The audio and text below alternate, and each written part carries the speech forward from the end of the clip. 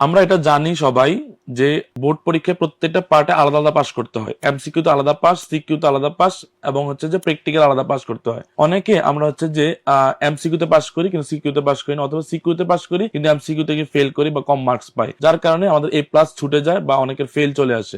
এই জন্য হচ্ছে প্রত্যেকটা পার্টে আলাদা আলাদা প্রিপারেশন নিতে হয়। এমসিকিউ আলাদা প্রিপারেশন, সিকিউ তো আলাদা প্রিপারেশন।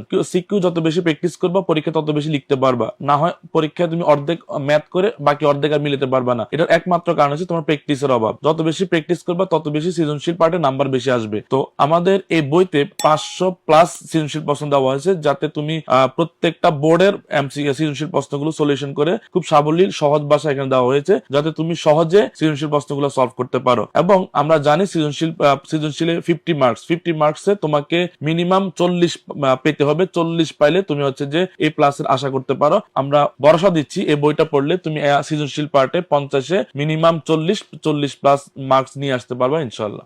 অর্ডার করতে ভিজিট করুন রকমারি.com।